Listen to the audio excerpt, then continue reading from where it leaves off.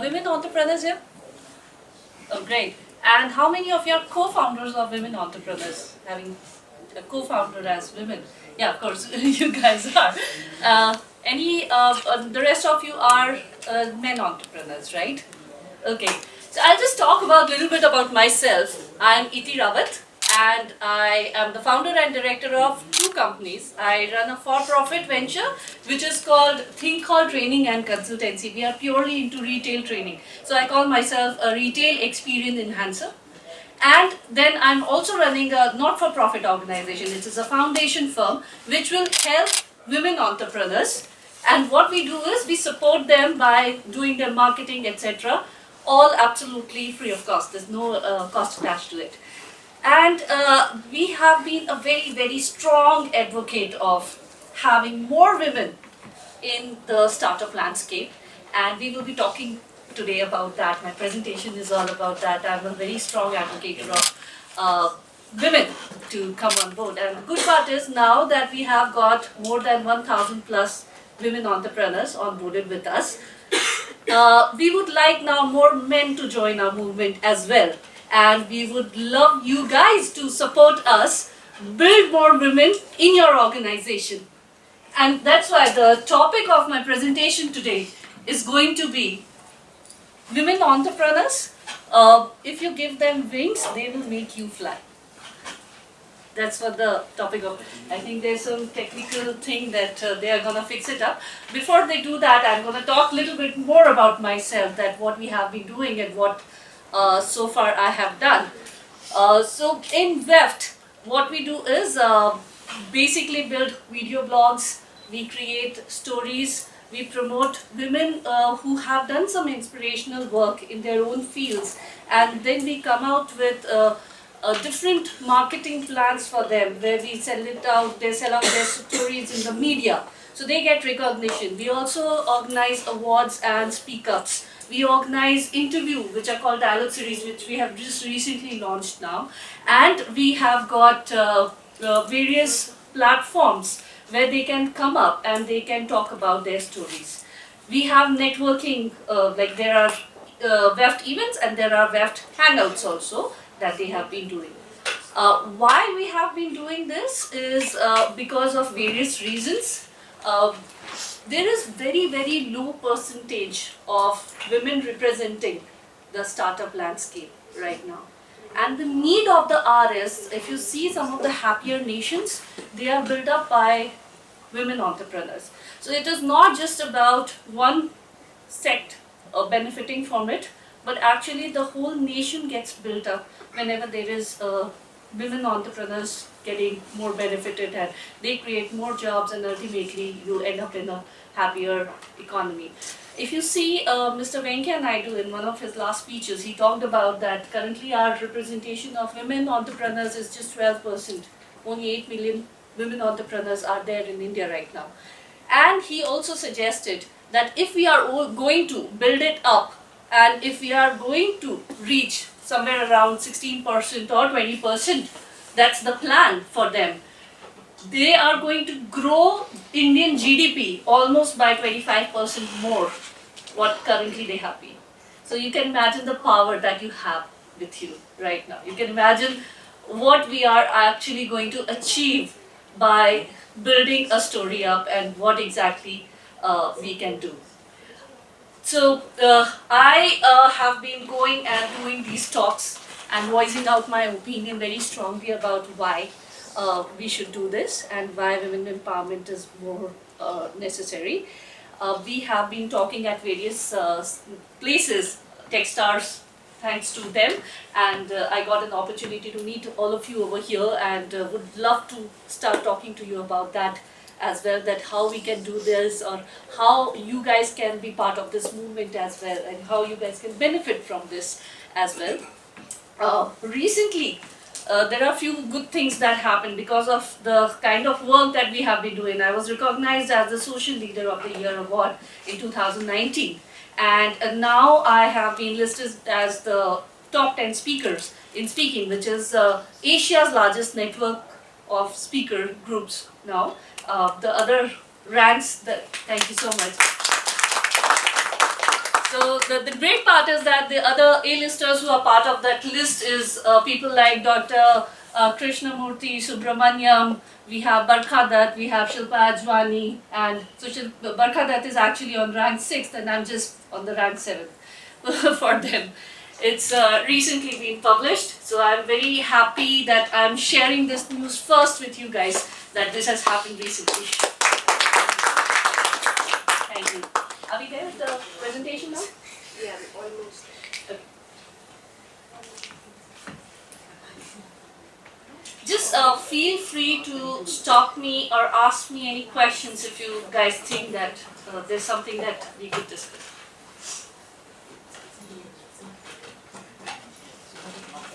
Do we have any tech entrepreneurs here?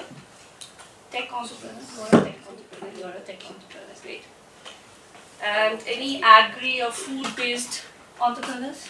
You're agri, food-based entrepreneur. Wonderful. I just want, you are agri and food-based. Oh, thanks.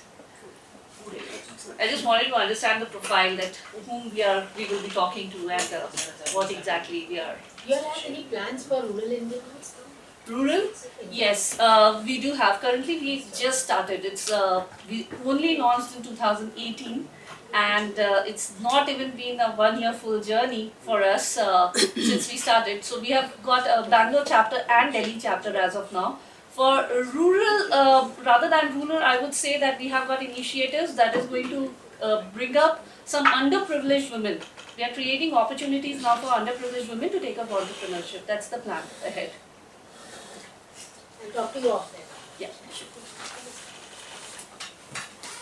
In our retail, although we are doing something as well, which is a future plan. In October, we are planning to launch an online academy of our own, where we are trying to touch base with many people who will be in tier 2 and tier 3 towns. We will be skilling them, certifying them, and providing jobs for them.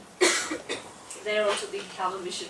So, job is one thing, entrepreneurship is another thing. Yes. So, I have been working with the rural Indians. Okay. Target is generally tier 3, 3 or 4. Okay. And some of the tier 2, depending, they're not Nagpur in the business time, but the lower ones in the team. Wonderful. Okay, so over there we see a lot of requirements. Yes. Everybody is all flocked in urban cities Right. and the big tier 2 cities, but I know 75% of our population is out there. Yes. So if you want to increase the percentage, it's not from this place, it will come from those places. Completely agree. Actually, the requirement is there. That's why now, with the current pilots that we have done, we have a team now in place, and there is one director of chapter opening also. She's supposed to now start growing this team of ours in various different locations. We are an NGO and we are a startup. So you can imagine the kind of revenue constraints that we might be having right now. There's zero revenue generation model that we work on. We'll catch up on it. Yeah. We are a startup. Great. We are working in the rural India as a private limited in our southern India. Okay. So we too have our challenges, but we still need to make our way there. Absolutely, absolutely. We would love to catch up and definitely talk more about it, because this is the need of the hour, and we should have done it as of yesterday, not today. So we completely understand it. Should I connect mine? No. Sophie? Yeah, it's okay. Do you have it in your laptop? Yeah. But okay, mine will not load in the screen. It's Mac. Okay, but let's not need. It's better to connect from here.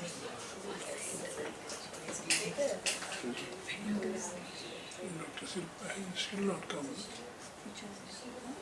Dr. Silpa will come. 20 minutes and come to us.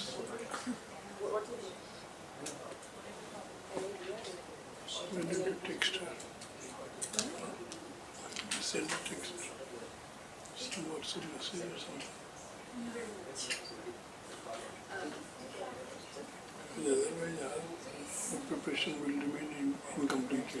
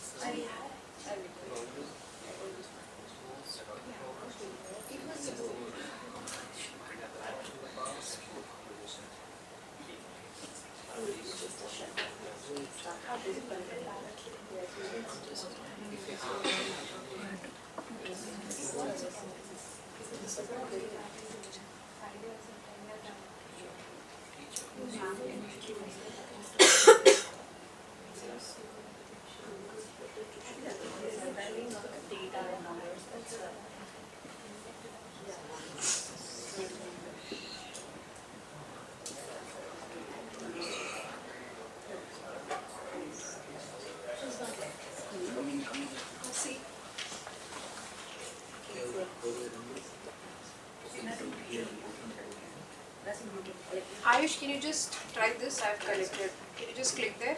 I've connected it wirelessly.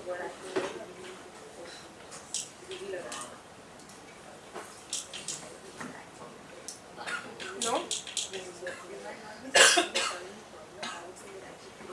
Has that been Yeah, they say when it is constant and it's connected. Let's try.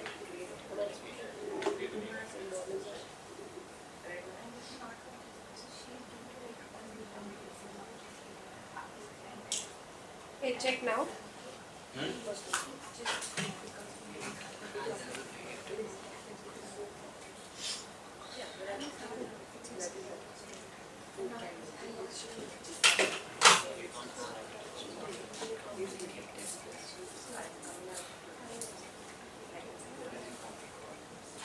have downloaded the app. I want to open it from here.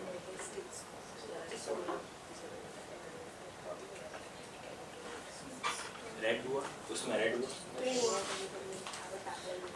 White हुआ है constant. Red red Maybe you need to put some. We'll ask you.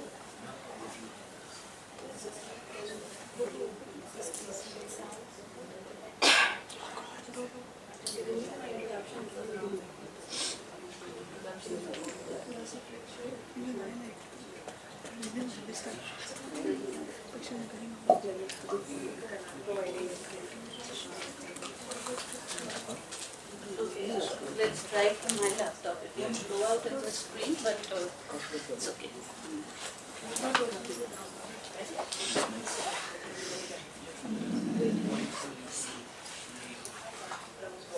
Yeah, HDMI?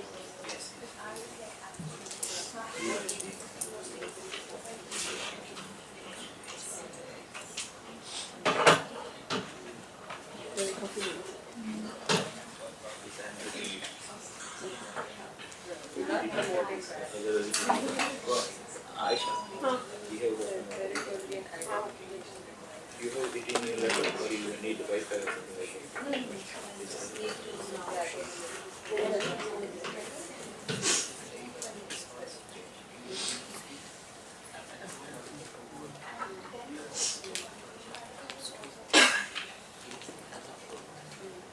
Problem with my computer is that it didn't go to the full. You have a pointer?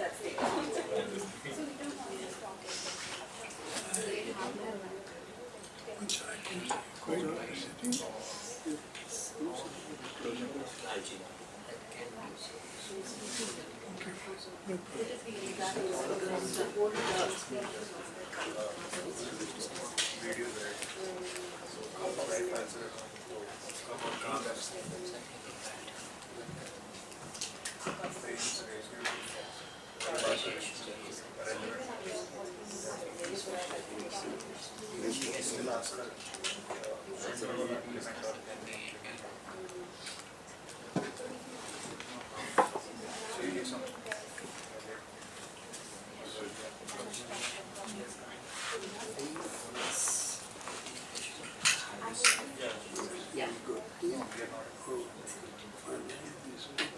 Okay. All right. Sorry about the last minute thing, but we are on it now. And this is what the topic of the presentation is. That women can empower you. We have been hearing a lot that empower women, empower women. We are talking the other way around now. That women can start empowering you. Only thing that you need is that give her the right wings to fly. Okay? So I'll just take a step back, few decades back, when we were just talking about women covering their heads, probably leaving their education and their careers for the men in the family. This is the kind of culture of India or a nation that we are coming up from, right? And then 1990s liberalization came in. There were a lot of reforms that changed the current status of women. Women started working. There were a lot of reforms that were made, policies that were made to have more women in the working station. And what exactly that did was that we were looking for lower wages, people were looking for flexible labor, as well as women who came to power were more competitive as well. And when we were talking about women coming to work, what actually was happening was these were the lower end manufacturing setups, agri, etc. That is where women actually started coming in for work. Even in the corporate sector, you see, most of the starting level jobs were given to women, like typewriting or receptionist and things like that. That's where we started from. That was the state only a few decades back.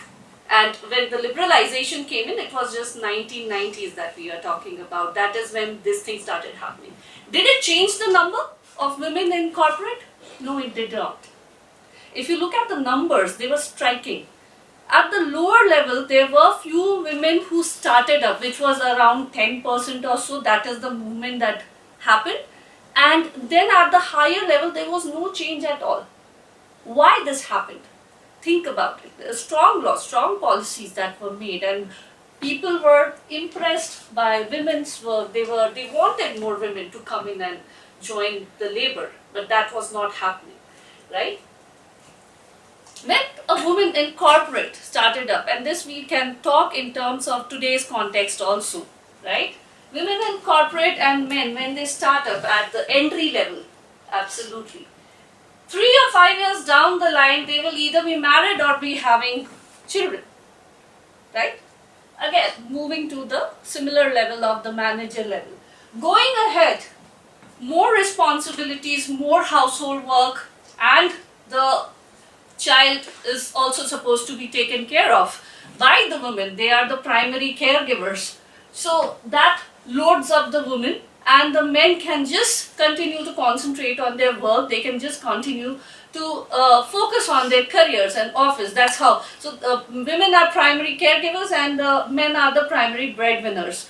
And this goes on in 5 to 10 more years, where a man is supposed to reach the C-suite.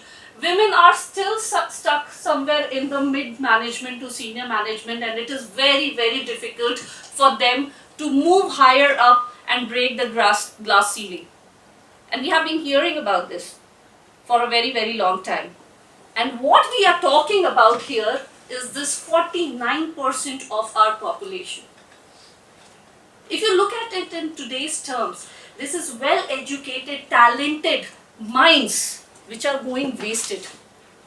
People who can actually lead and come to power, who are not doing that just because of the cultural constraints, the psychological constraints, the guilt factor that comes in, because I'm the child caregiver, I'm the homemaker, I'm supposed to do it. I'm supposed to be looking at that. Some people have done it. Some people actually reached that C-suite level and things like that. Some women even gave up over here and they became entrepreneurs, right? They wore multiple hats. They said that, okay, let's become multitasker and we can adorn various hats and we can do multiple things. But look at this woman, what exactly she's going through. She's breaking the cultural barriers. As soon as she's supposed to come home, she's supposed to first take care of the home, probably cook a tea for herself. But a man, when he comes home, traditionally, he gets a tea at the sofa. That's the kind of culture currently in India we are dealing with. And then it has slowly started changing. I'm not saying that that is what is currently happening, but that's the primary culture and tradition that we have built in this country, right? If you look at just the startup ecosystem, what it has done to startup ecosystem, these are the current numbers. more than 50 million men are opening their startups, right? And whereas the women number is just 8 million. We are below the level of representation right now. And if you look at the funded startups, which are the red color, women are only getting 2% of the startups led by women are getting funded in this country. This is where we are at right now. And can you guess and tell me that what exactly, which I wanted to understand also from other countries, that which country would be doing better, right? Somebody would be doing right in this world. So there are countries who are doing good and they have got good number of women. Can you tell me that which country would be that? Any guesses? Bangladesh. China, US. China, US, no. Rwanda in Africa. Denmark, Africa. There was a Rwanda. You- Rwanda in Africa had about like about Switzerland. 60% women Switzerland is participating. one. You are pretty close actually. It's not Uganda exactly, but it is actually Ghana. The number one ranking is a sub-Saharan country, which is Ghana, with 46% of women representation in women entrepreneurship. And even the rank 2 or rank 3 are pretty surprising, which is Russia and Uganda. Uganda, you were pretty close, right? These guys did something which made these numbers. But when we are talking about Ghana, if you look at the UN list, they are one of the underdeveloped countries. They don't have a choice. Ghana was able to do it because they are very driven women over there. The culture is very driven for them and they inspire each other. Unlike men, women always inspire each other, right? And those driven women, they do not have any other option of employment and occupation. So they started developing entrepreneurship, and their entrepreneurship is mostly based on agri, food, and something which has to do with a single woman entrepreneurship. Actually, the numbers are quite striking. If you look at the Ghana's population, 70 to 80% of their food consumption is coming from these women agriculture-based entrepreneurship right now. So they are the need of the hour, and they are actually making that country survive. But they are one of the poorest nations. They don't have a choice, so that's why this is happening. That's the current problem. India is right now only at 12%. If we took the ranking of 77 nations, and India was ranking 70th, right at the bottom, when it comes to women representation in startup ecosystem. That's the scary deal right now. There was another country that we wanted to look at, and we wanted to learn and understand that what exactly these countries are doing, which was New Zealand. New Zealand has 33% representation, which is a fair representation right now. If you compare it with the world representation, we would love to have more than 50% representation of women, but New Zealand has got a pretty much fair deal over there.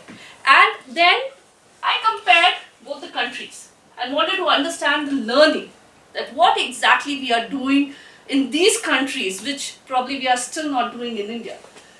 Ghana started out of necessity. There were not much employment options left. That's why the driven and very motivated women started working and taking up entrepreneurship. Mostly they were into agri-based and they were farm owners. Not many policies which were protecting the rights of the women. Whereas if you go to New Zealand, every third bar or the restaurant owner is a woman. And the best thing that would have happened to them was Jessica Ardern becoming the Prime Minister of New Zealand. She is one of the very powerful ladies. If you have heard her story and know about her, she is almost the second person in the world who has given a birth while in the office. She is an elected Prime Minister, and last year itself she gave a birth to a baby girl while in power. She became a youth icon. She is the most powerful woman of the world. That's how she has been addressed at. And Jessica Ardern brought that culture with her, which drove women to take up entrepreneurship, to prove that along with birthing and taking care of the child, also they can run an office. If somebody can, Prime Minister can give birth to the baby girl and then run an office, of course the ladies would get inspired, and she is quite an inspiration woman. New Zealand also had a very stable economy, and that helped a lot of funds for women-led startups. They started that. They have got laws and reforms which can protect women's rights. They created safer work environment. They created places where it is okay to work for women, and the cultural biases are not there. They are okay to accept women in power, which currently in India we don't. They started something called as parental leaves, not maternity leaves, parental leaves, which allows them to, any first carer of the child can take up this leave. First carer, when I say, it can be a man, it can be a woman, it can be a spouse, it can be a partner. And currently they had 18 weeks. By 2020, they are going to make it around 26 weeks. That's what the WHO has signed up for.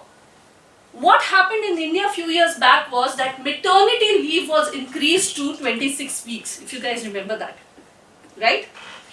Everyone was hailing it, while we were actually not liking it, because that built all the pressure on the woman now to take care of the child. Can you imagine a person coming back to work after 6 months and taking up the same job role with a changed mindset, with a changed body, with a changed hormone? They will not be doing the same job again. This the employer as well as the employees understood, and nothing has changed since then. It has not motivated more women to join back work unless they were looking for additional household income. And traditionally that's where women start always, to start looking for additional household income. But what they build in India is just a typical 1 or 2 employee company, something that is enough to survive for their household, and then they stop dreaming big. What are they contributing to the economy? Not much. What we are looking for is mindset to change overall, and it is not going to be done only by you and me. It needs the whole nation to change. It needs the whole rewiring of the societal norms to change, to bring this kind of culture, so that we have more women representation. Don't see her from gender biased lenses. So many times we have seen, I have gone and met hundreds of VCs for one of the funding ventures, which I exited very happily. These guys always see a woman co-founder with gender biased lenses. This is what needs to be removed. When you are at home, when you are at office and you have a woman employee, stop putting the cultural and psychological constraints on her. Arey ladki hai, baat to karegi. Arey ladki hai, gossip karegi. This is what we hear all the time, right? And what do women do? Women also equally equate it. She is another woman, I want to become competitor, let me pull her down. Right? Only one girl can go to the C-suite room. Only one girl can become the part of the boardroom member. It has to be me. They are competitive. Right? So these are the constraints that this lady is fighting right now, which needs to change. If you want more women to be in power, create policies, ease the ecosystem to do business. This I think even men would welcome. Currently India is not the best countries to do business in the world. But the good part is that slowly with the government changing, we are seeing the rank massively improving. From somewhere in 30s now, India has moved to the 11th or 17th rank. I'm forgetting the exact number. That's where it has moved, almost like 20 points up now for the ease of doing business. And things are going to get better. That's what people are saying in future. So it's a welcome change, not just for women, but for men also. We want more stakeholders. We want more people to start up accelerators which are women focused. We want launch pads like these which are women focused. That's where the change is going to start coming. And for men who are in this room, if you have or hiring more women, please try to see if you can start giving some more women wings so that you can start flying. This is not just for men, for women also. In case if you are doing some good job, try to reach the heights that we are expecting you to, so that you can break that dent and do this not just for yourself, for the whole nation. You are actually